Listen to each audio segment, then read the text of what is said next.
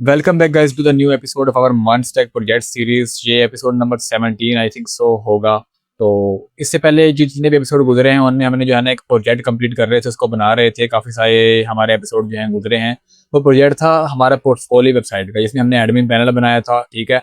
और हमने इसका लैंडिंग पेज बनाया था। जो टोटल 15-16 एपिसोड जो हैं गुजरे हैं, जिसमें हमने जो है इस प्रोजेक्ट को कंप्लीट किया है, जिसमें हमने एडमिन पैनल बनाया था स्लैश एडमिन।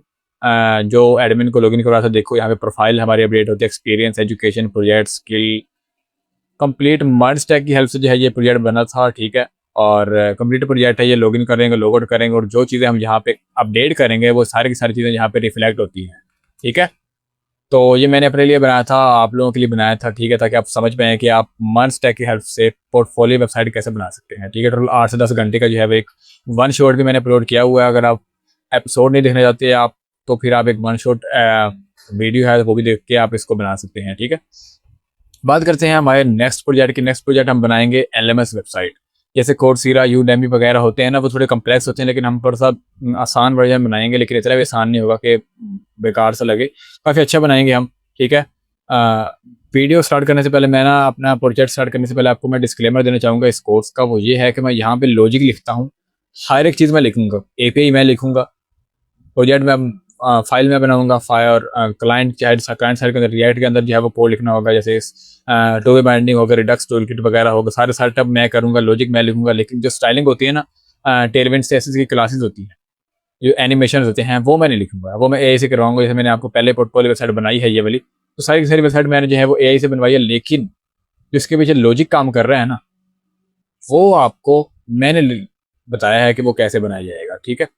मतलब ये है कि यहाँ पे रिडक्स टूलकिट के जरिए जो डाटा लेके आए हैं हम, यहाँ पे जो एपीआईज लिखी थी हमने, एडमिन पैनल की कंप्लीट एपीआईज लिखी, सारा का सारा हमने बनाया। लेकिन जिस चीज़ से आप इंटरेक्ट कर रहे हैं ना, जो ये कलर है, टेलविंड सेंसर के जरिए जो आप स्टाइल देखते हैं, तो ये चीज़ हम लोग एआई से करवाते हैं, ठीक है। अगर आप वो इंसान है जो एआई को नहीं यूज़ करना चाहते, तो फिर आप इस वीडियो को क्विट कर सकते हैं। लेकिन अगर आप लॉजिक सीखना चाहते हैं, आप चाहते हैं कि मैं मंच स्टैक का डेवलपर बन जाऊँ, आप बैक एंड डेवलपर बन जाए, फ्रंट एंड डेवलपर बन जाए, तो आप ये चीज़ सीख सकते हैं, ठीक है। फ्रंट एंड डेवलपमेंट ये नहीं होती कि आपको स्टैंडिंग आती है, आप कितनी अच्छी वेबसाइट यह बना सकते हैं, बल्कि ये है कि आप कितनी अच्छी तरीके से वेबसाइट को स्केलेबल बना सकते हैं, ठीक है। बैक एंड आप लिखेंगे तो आपको समझ आ जाएगी कि आप कैसे चीज़ें जो है वो स्केलेबल बना सकते हैं, और आपको परफॉर्मेंस को पता लग जाएगा, ठीक है। स्टार्ट करते हैं बिना किसी टाइम वेस्ट के। मैंने ऑलरेडी एक फोल्डर बना के रखा हुआ वीएस कोड के अंदर, जिसका नाम है यूएलएमएस। हमारे एलएमएस का नाम होना चाहिए, एलएमएस का नाम मैं रख रहा हूँ यूएलएमएस, ठीक है।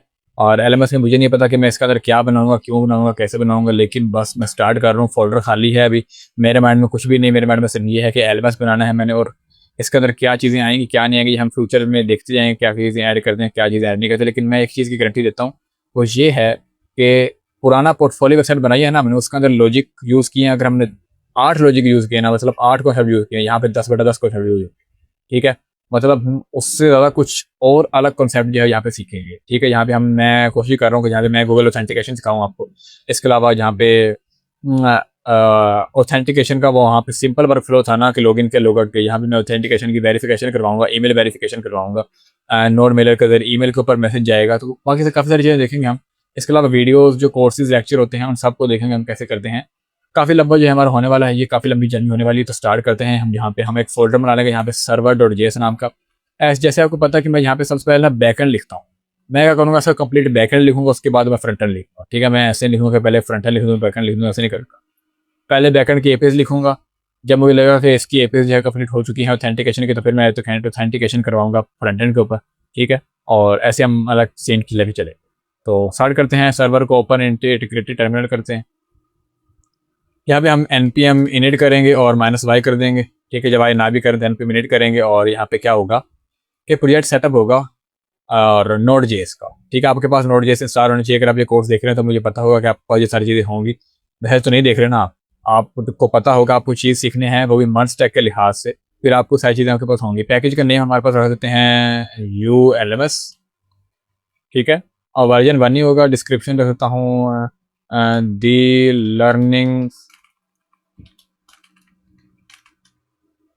लर्निंग मैनेजमेंट प्लेटफॉर्म ULMS, ठीक है। एंट्री पॉइंट होगा index.js नहीं होगा, server.js होगा। टेस्ट कमांड नहीं होगी, गिट रेपोजिटरी भी नहीं होगी, कीवर्ड्स भी नहीं होंगे, ऑथर का नाम होगा, मेरा नाम लिख देता हूँ यहाँ पे। लाइसेंस भी नहीं होगा, टाइप होगी मॉड्यूल, ठीक है। और ओके करता हूँ तो यहाँ पे मेरी पैकेज डॉट जेसन फाइल जो है बन के तैयार है। ठीक है, तो ऐसे हम पैकेज डॉट जेसन फाइल बनाते हैं और यहाँ पे हम कंट्रोल एल करके क्लियर कर देंगे इसको। यहाँ पे देखोगे मॉड्यूल बन चुका है, यहाँ पे मॉड्यूल है ना, हाँ मॉड्यूल है। ठीक है, और यहाँ पे टेस्ट कमांड की जगह मैं लिख दूंगा यहाँ पे डेव, और डेव में लिख दूंगा मैं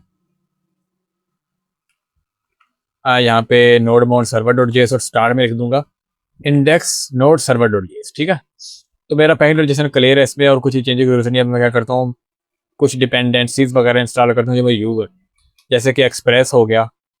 एक्सप्रेस क्या करता है, आपके पूरे पैकेज को, पूरे एपीआई को बनाने में मदद देता है। हमारा जो सर्वर की एपीआई बनेगी ना, सारी की सारी बैकएंड बनेगा वो सारा एक्सप्रेस में लिखा जाएगा। Node JS as a core काम करता है इसमें एक्सप्रेस के जरिए। ठीक है, एक्सप्रेस में एप्लीकेशन बनाना आसान हो जाता है। इसके बाद हम मोंगोज का यूज़ करेंगे जो कि मोंगोडीबी को कनेक्ट करने में, उसके फंक्शंस परफॉर्म करने में हेल्प करेगा, ऑपरेशन परफॉर्म करने में हेल्प करेगा। उसके बाद हम .env करेंगे। .env के जरिए इन्वायरमेंट वेरिएबल्स हम स्टोर करवाएंगे।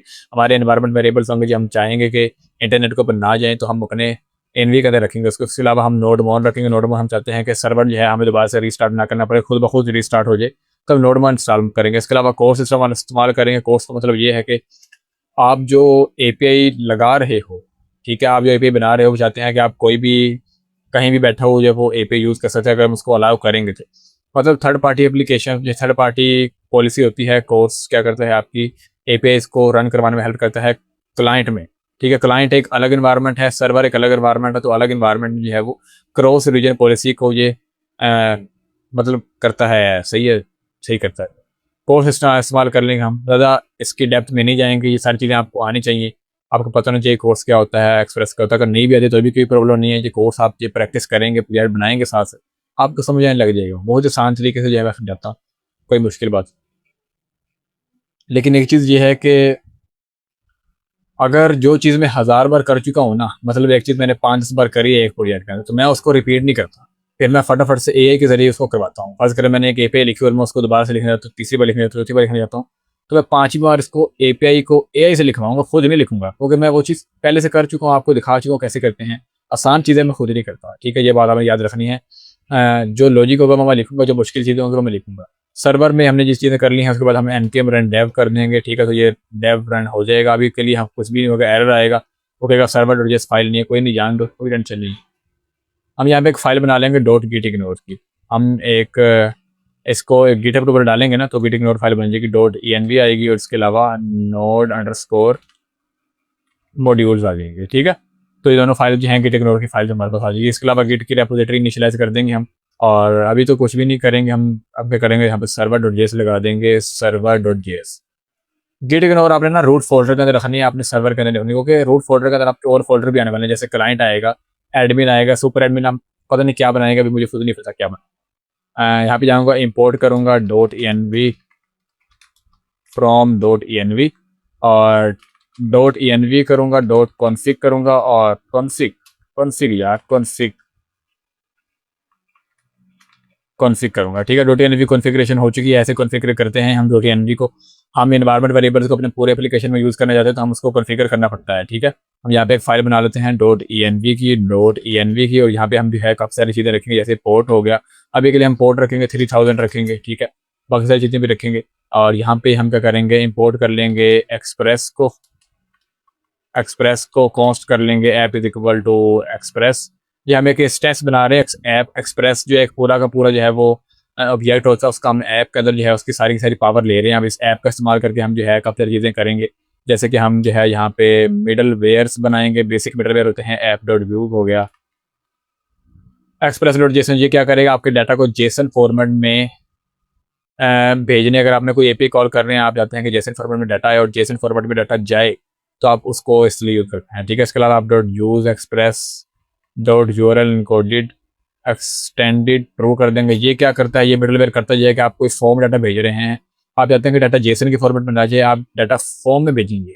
कोई इमेजेस वगैरह अपलोड करने तो हम फॉर्म में भेजते हैं, तो वो इसके लिए ये मिडलवेयर इस्तेमाल होता है। अगर ये मिडलवेयर नहीं लगाएंगे तो आपको एरर आएगा, आप फॉर्म डाटा में इमेजेस नहीं भेज सकते। ठीक है, इसके अलावा हम लगा देंगे यहाँ पे ऐप डॉट यूज़ कोर्स का कोर्स लगा देंगे। कोर्स में हम दे देंगे ओरिजिन में हम एक एरे पास कर देंगे। एरे के अंदर जो है यहाँ पे हम क्रेडेंशियल्स तो ट्रू नहीं लगाएंगे फिलहाल।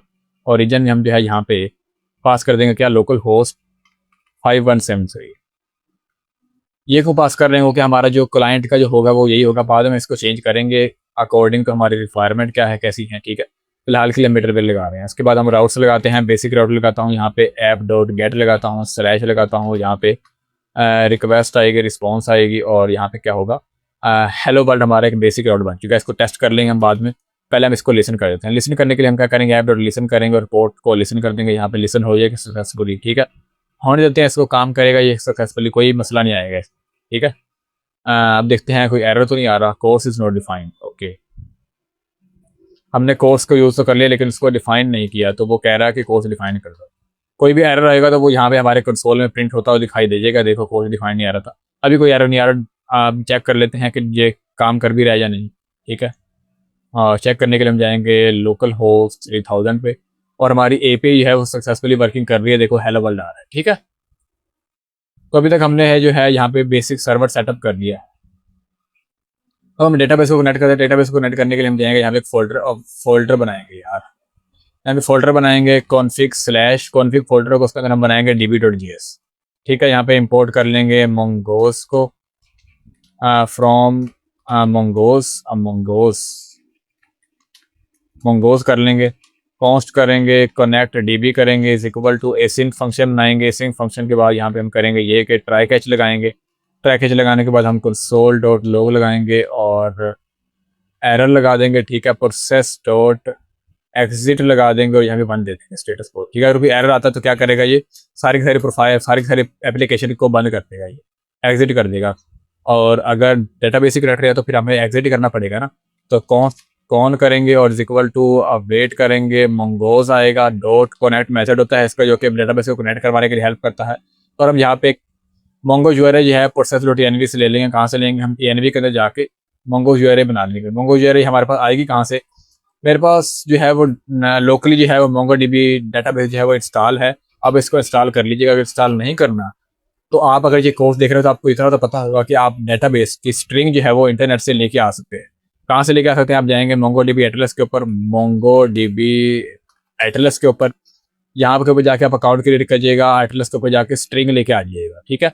ये स्ट्रिंग कैसे लेनी है अगर आपको नहीं पता, आप यूट्यूब पर सर्च करें स्ट्रिंग कैसे लेनी है एटलस के थ्रू। मैंने लोकली जो है इसको इंस्टॉल किया हुआ मोंगो डीबी को, तो आप जो है वो इसको इंस्टॉल करना सीख लीजिएगा। मैं इंस्टॉल करने में बैठेगा तो टाइम ज़्यादा लग जाएगा, ये चीज़ें जो है वो आपको आनी चाहिए, ठीक है। अगर आप ये चीज़ें सीखने प्रोजेक्ट बनाने आए हैं, कनेक्ट पे क्लिक करेंगे। आपको ना थोड़ा सा ना अपना माइंड को ना डायनेमिक रखना पड़ेगा, आपको डाइवर्स होना पड़ेगा।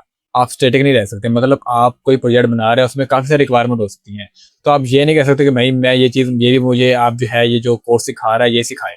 नहीं, आपको खुद से कुछ चीज़ सीखनी पड़ेगी। आप चैट जीपीटी के ऊपर जाएँ, आप बताएं कि भाई मुझे जो है मोंगो डीबी कंपास इंस्टॉल करना है, कैसे इंस्टॉल करूँ। आप यूट्यूब के ऊपर जाएँ, वहाँ पे ट्यूटोरियल देखेंगे आप डेटाबेस कैसे इंस्टॉल कर सकते हैं लोकली।